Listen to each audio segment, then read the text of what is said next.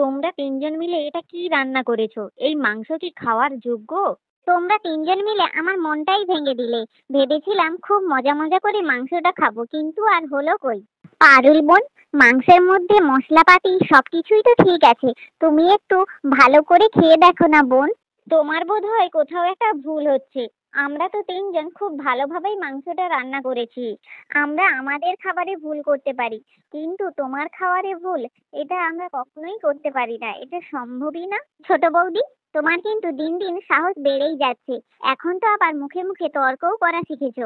এই কিছুদিন হলো তো তুমি বিয়ে করে এসেছো, তার মধ্যেই যা ব্যবহার! আর কিছুদিন গেলে তুমি তো আমাকে বাড়ি থেকে তাড়িয়েই দেবে যা দেখা যাচ্ছে।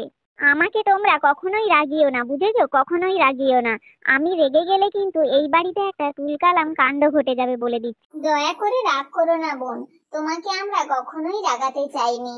আর যাই করো না কেন, তোমার তিন ভাইকে কখনোই বিচার দিও না। এইরকম করলে কিন্তু আমাদের তারা আস্ত রাখবে না। আমরা আবারও মাংস রান্না করে নিয়ে আসছি। থাক, আর আদিক্ষেতা দেখাতে হবে না। এই নাও মাংসের বাটিটা, তোমরা নাও, তোমরা তিনজন মিলে খেয়ে নাও। পারুল বোন, আমরা তো স্বীকারই করছি আমরা ভুল করেছি। এইভাবে এত জেদ করো না বোন। এইভাবে জেদ করলে ভবিষ্যতে তোমার ক্ষতি হতে পারে। আর ভুল তো মানুষেরই হয়। আমরা না হয় ভুল করে মাংসে একটু কম মশলা দিয়ে দিয়েছি। তোমাদের ভাবভঙ্গি দেখে মনে হচ্ছে যে সকল দোষ আমিই করেছি। দাঁড়াও, আজ আমাদের ভাইদেরকে আসতে দাও, আজ তারপরে তোমাদের দেখাচ্ছি মজা। এক তো আমার খাওয়াটা ভালোভাবে রান্না করতে পারোনি, তারপরে আবার মুখে মুখে ঝগড়া করছো তোমরা তিনজন মিলে। তোমাদের এই মুখে মুখে তর্ক আর কাজের বাহানার জন্য তোমাদের কপালে আজ দুঃখ আছে, বলে দিলাম। আমার ভাইদেরকে শুধু আসতে দাও, তারপরে একটাই কথা বলবো, তাহলেই কাজ হয়ে যাবে। কি গো, তোমরা তিন ভাই মিলে এভাবে দল বেঁধে যাচ্ছ কোথায়? তোমাদের তিন ভাইকে ছোটবেলা থেকেই দেখে আসছি। তোমাদের তিন ভাইয়ের মধ্যে ভাই ভাই কত মিল। তোমাদের এই সুসম্পর্ক বড় হয়ে একটুও কমে যায়নি, বরং বেড়েইছে। তো মশাই, একটু বাজারে যাচ্ছি আর কি। আর আমরা তো তিনজন মায়ের পেটের ভাই, তাহলে আমরা তিনজন নিজেদের মধ্যে কেন শত্রুতা করতে যাব? আর মিলেমিশে থাকলেই তো সব থেকে ভালো। তুমি যেইভাবে বুঝেছো সেটা তো আর সবাই বোঝে না গো। এখনকার দিনে শুধু ভাই ভাই মারামারি, হানাহানি, কাটাকাটি। হা হা হা। আমরা কেন নিজেদের মধ্যে মারামারি হানাহানি করতে যাব? আর আপনি শুধু একটু প্রার্থনা করবেন আমরা যেন সারা জীবন এইভাবে মিলেমিশে থাকতে পারি। আসলে তোমাদের তিন ভাইয়ের সঙ্গে আমার একটা জরুরি দরকার ছিল, যেটার জন্যই তোমাদের পথ আটকানো। আর তোমরা যখন তিন ভাই একসঙ্গেই আছো, তাহলে কথাটা বলেই ফেলি নাকি? তোমাদের তিনজনের একটা বোন আছে না? তার তো বিয়ের বয়স হয়েই গেছে। তো আমার কাছে একটা পাত্র ছিল। পাত্রের পরিবার শিক্ষিত আর বিত্তশালীও বটে। তোমরা যদি রাজি থাকো তাহলে পাত্রের পরিবারের সাথে কথা বলতে পারি। আরে বাহ মশাই, এটা তো খুব ভালোই কথা হলো। আমরাও আমাদের বোনের জন্যে পাত্র খুঁজছিলাম, আর আপনি তো আমাদের পূর্ব পরিচিত। আপনি যে পাত্র দেখবেন তা আমাদের ভালোরই জন্যে। তাহলে তোমরা তিন ভাই বাজার থেকে ফিরে এসে আমার বাড়িতে এসো একবার। ওখানেই নয়তো সব কথা বলা যাবে। আর কি ছোট ভাই, শহর থেকে তো পড়াশোনা করেই এসেছো, তো শহরে চাকরি করবে নাকি ভাইদের সাথে এই গ্রামে থেকে যাবে?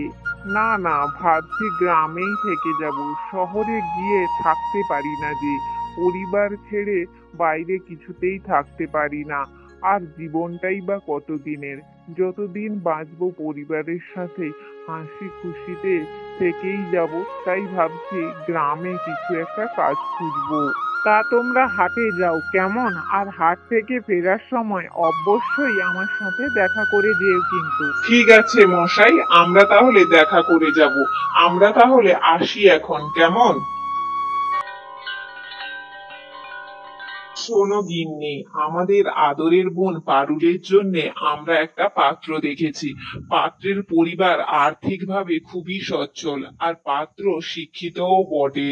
আমার দু ভাই বিয়ের কেনাকাটা করার জন্য একটু শহরে গেছে, আর তুমিও এখানে বিয়ের সব কাজকর্ম খুব দায়িত্বভাবে করবে কিন্তু। বাবা, এটা তো খুবই ভালো কথা। অবশেষে তোমাদের আদরের বোনের একটা খুব বিত্তবান বাড়িতে বিয়ে হবে। তো এটা তো খুব ভালোই। সে বরাবরই চেয়েছিল তার যেন একটা খুব ধনী পরিবারে বিয়ে হয়। আর তুমি কোনো চিন্তা করো না, পারুলের বিয়ের যত সব কাজকর্ম আমরা তিন যা মিলে খুব ভালোভাবেই করে নেব। আর ও তো শুধু তোমাদের বোন না, ও তো আমাদেরও বোন। তুমি তো সব জানোই গিন্নি, আমাদের মা এই বোনের জন্মের সময়ই মারা গেছে, আর বাবা তো তার আগেই মারা গিয়েছিলেন। তো আমরা তিন ভাই একটু হলেও বাবা মায়ের আদর পেয়েছি, আর বোন তো ওইটুকুও পাইনি। তাই আমরা তিন ভাই মিলে ওকে সন্তানের স্নেহেই বড় করেছি। তোমরা তিন ভাই মিলে ওকে এইভাবে মানুষ করেছো বলে ওর জেদ সাধারণভাবে একটু বেশি। ও আমাদের সাথে যা জেদ ধরে যেন ওর শ্বশুর বাড়ি গিয়ে না করে। আমরা যেটা মেনে নেব, ওর শ্বশুর বাড়ির লোকজনে তো ওটা আর মেনে নেবে না। তুমি কিন্তু এ কথাটা একেবারে ঠিক বলনি। আমার বোনের একটুও জেদ নেই। তোমার সাথে একটু ভালোভাবে কথা বলছি বলে আমার বোনের নামে উল্টোপাল্টা কথা শুরু করে দিলে। আমার যেটা ঠিক মনে হয়েছে ওটাই বললাম। ও শুধু লোককে কাজের কথা বলে, নিজে তো কোনো কিছু করেই না।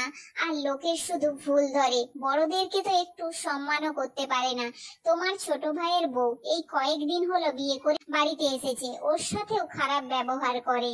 এটা আমি বললাম কারণ বিয়ের পরে যদি কোনো ভুল হয় বা ওর যদি শ্বশুর বাড়িতে কোনো সমস্যা হয়, তাহলে তোমরা তো আমাকেই ধরবে।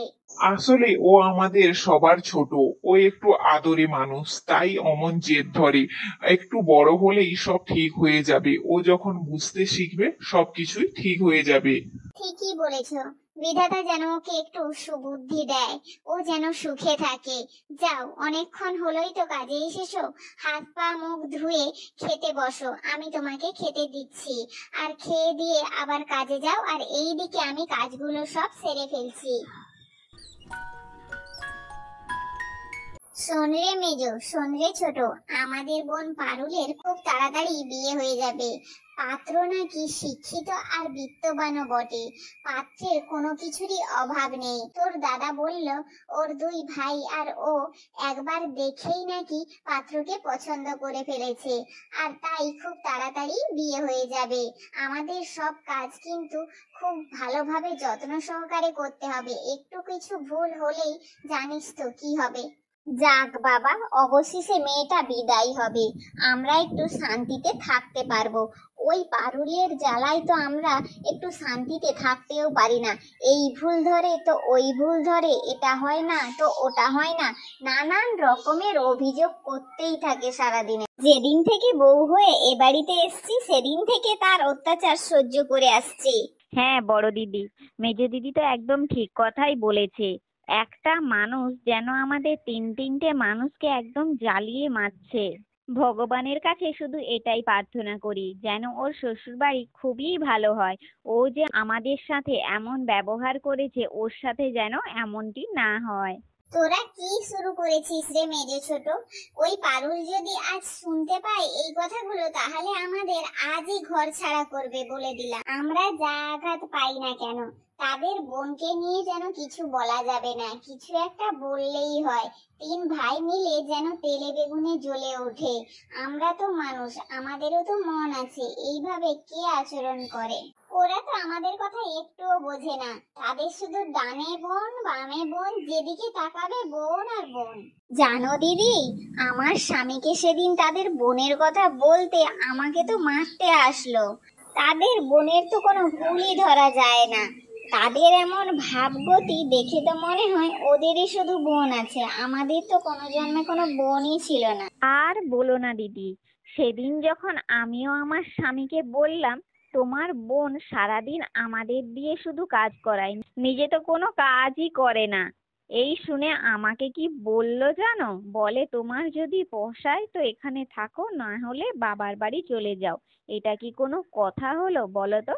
জানি না গো, জানি না যে ওই পারুলের কপালে কি আছে, কিন্তু তাকে যেন ভগবান সুবুদ্ধি দেয়, সে যেন মানুষকে একটু মানুষ মনে করে, সে যেন বড় ছোট জ্ঞান করে, সবাইকে যেন সম্মান দিয়ে কথা বলে।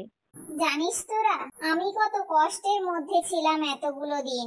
তারপরে যখন এই মেজো এলো, তখন আমার একটু কষ্ট দূর হলো। আমি আমার মনের কথা কাউকেই খুলে বলতে পারিনি। জানিস তো, যে বাড়ির কথা বাইরের লোকে জানলে কেমনটা হয়। বাপের বাড়ি গিয়ে মাসের পর মাস কাটিয়ে দিতাম। দেখো ভাই, পারুল আমাদের বড্ড আদরের বোন। পারুলকে আমরা এত ভালোবাসা দিয়ে মানুষ করেছি যে ওর কোনো শখই অপূর্ণ রাখিনি। সেই মা মারা যাওয়ার পর থেকে ছোটবেলা থেকে তোকেই আমরা কোলে পিঠে করে মানুষ করেছি। কিভাবে তোকে ছাড়া থাকবো বলতো বোন? আরে চিন্তা করবেন না, চিন্তা করবেন না, আমি আপনার বোনকে সুখেই রাখবো। আর আমাদের এখন দেরি হয়ে যাচ্ছে, আমাদের বিদায় দিন। বাড়ির রাস্তা তো আর কম দূরে না, আমাদের তো এখনই বেরোতে হবে। আচ্ছা ঠিক আছে, ঠিক আছে, তাহলে তোমরা এখনই বেরিয়ে যাও আমার বোনকে নিয়ে। আর পারুল, ভালো থাকিস বোন, তোর জন্যে খুবই কষ্ট হচ্ছে রে। বড় ভাই, ছোট ভাই, মেজো ভাই, তোমরা আর যাই করো না কেন, এই 3 বউয়ের হাতে তোমরা এই সংসারের দায়িত্ব কোনোদিনও তুলে দেবে না। এরা কোনো কাজ করে না, এরা খুব অলস প্রকৃতির, এরা একটা কাজও গুছিয়ে করতে পারে না। আমি যখন কোনো কাজ দিতাম, করতে তো পারতই না, উপরে আবার অজুহাতও দিত। ঠিক আছে বোন, আমরা তোমার দাদাদের সংসারে কোনো নাক গলাবো না। ওদের সংসার ওদেরই থাকবে, তুমি কোনো চিন্তা করো না। আর ভগবানের কাছে এই প্রার্থনা করি, তুমি যেন সুখে শান্তিতে সংসার করতে পারো। আর ভালো থেকো বোন। হয়েছে, থাক, আমার জন্য আর তোমাদের প্রার্থনা করতে হবে না। আমি যে কথাগুলো বললাম ওইগুলোই শুধু অক্ষরে অক্ষরে মেনে চলো, তাহলেই হবে। বড় ভাই, ছোট ভাই, মেজো ভাই, তাহলে আমি আসি কেমন? তোমরা ভালো থাকবে কিন্তু। তা নবাবের বেটি, বেশ কিছুদিনই তো হলো বিয়েটা করে এলে, এখনো তো একটা বাড়ির কাজেও হাত দাওনি। তো এইভাবে বসে থাকলে হবে না।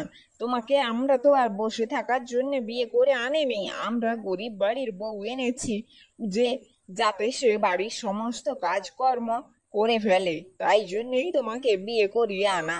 বিয়ের আগে তো বলেছিল যে তুমি নাকি বাড়ির সব কাজপত্রই করো, তাহলে এখন কি হলো? এ কি মা, আমি কেন কাজ করতে যাব? এই বাড়িতে তো কাজের লোক আছে, ওরাই কাজ করবে, আর আমি হচ্ছে এই বাড়ির বউ। তাহলে আমি কেন কাজ করব? আর আপনারা তো বিয়ের আগে খুব করে বলেছিলেন যে তোমাকে কোনো কাজ করতে হবে না, সব কাজের লোকে করবে। তাহলে এখন কি হলো? এই মেয়ে, এই, আমরা তোমাকে কেন এই বাড়িতে বিয়ে করিয়ে এনেছি? যাতে আমাদের সকল কাজ তুমিই করে দাও, যাতে আমাদের কোনো কাজই করতে না হয়, যেন আমাদের কোনো কাজের লোকের প্রয়োজন না হয় এই বাড়িতে। কোনো চালাকি করবে না বলে দিচ্ছি। আর আমার ভাইকে যদি কোনো বলো, তাহলেও তোমার কিচ্ছু হবে না, কারণ আমার ভাই তার মায়ের কথায় ওঠে বসে। বুঝতে পেরেছো? একটা কথা শুনে রাখ রে, এই হলো আমার মেয়ে মোহিনী। ও হলো আমার খুব আদরের মেয়ে, ওকে যেন কোনো কিছু বলতে যাস না। ওর মুখের উপর যদি কোনোদিনও তর্ক করেছিস তাহলে তোর কপালে দুঃখ আছে বলে দিলাম। আমি কি এই বাড়ির ঝি না এই বাড়ির বউ, সেটাই তো বুঝতে পারছি না। তোমরা কি আগে থেকে জানতে না আমার বৌদিরা সমস্ত আমার কাজপত্র সবকিছুই করে দিত? এই নে, এই, একেবারে মিথ্যে কথা বলবি না। তোর 3 ভাইয়ের সঙ্গে আমার আগেও কথা হয়েছে, ওরা তো বলেছে আমার বোন সমস্ত কাজকর্ম করতে পারে। একদম মিথ্যে কথা বলিস না। আজ আমার ছেলেকে আসতে দে, ওকে বলে দেবো যে বউকে একটু শাসনে রাখতে। আর কলপারে যে থালা বাসনগুলো আছে ওগুলো ধুয়ে নিবি যা। ভালো কথা বলছি, কাজ না করলে তোর আজ খাবারও জুটবে না বলে দিলাম। সেই সকাল থেকে কাজ করে যাচ্ছি, কেউ তো আমার খবরও নিচ্ছে না যে আমি সকাল থেকে কিছু খেয়েছি কিনা। এইভাবে চলতে থাকলে তো আমি তো মরেই যাব। এ কোথায় আমার ভাইয়েরা আমাকে বিয়ে দিল? এরা তো শুধু আমাকে দিয়ে কাজই করায়।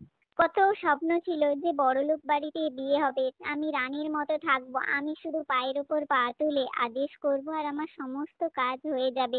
আর এখন তো দেখছি এরা আমাকে বউ করে আনেনি, কাজের লোক হিসেবে এনেছে। এখন আমার কি হবে? আমি জানি এগুলো হলো সবই আমার কর্মফল। আর আমার স্বামী তো তার মা পাগল, ওর মা বোনের কথা ছাড়া আমার কথা তো শোনেও না। আর মা বোন আমার সঙ্গে সারাক্ষণ খারাপ ব্যবহার করে, উঠতে বসতে খারাপ কথা বলে, আর আমাকে সারাদিন কাজ করায়। আমি যদি সারাদিন নাও খাই তবু ওরা বলবে না যে খাই। তোমার মা বোন যে আমাকে দিয়ে সারাদিন এমন কাজ করায়, তোমার কি একটুও কষ্ট হয় না?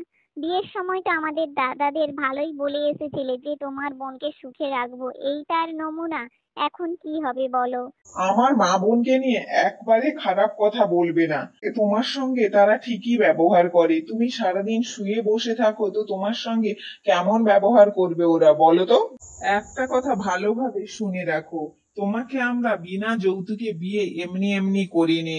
আমাদের মতো বড় লোকদের তোমাদের মতো গরিবদের বিয়ে করতে বয়েই যেত। শুধু সংসারের কাজগুলো ভালোভাবে করো, তাহলে তুমি ভালো থাকবে। না হলে তোমাকে ঘাড় ধাক্কা দিয়ে এ বাড়ি থেকে বের করে দেবো, এই বলে দিলাম।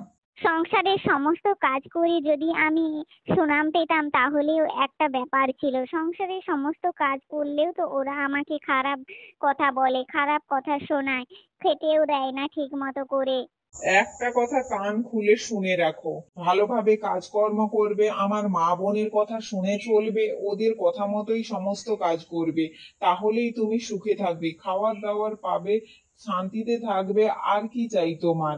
শোনো, একটু যদি কাজের ওপার এপার হয় আর আমার মা বোন যদি তোমার নামে কোনো নালিশ করেছে শুনেছি, তাহলে তোমাকে ওই দিনই ঘাড় ধাক্কা দিয়ে বের করে দিব, এই বলে দিলাম।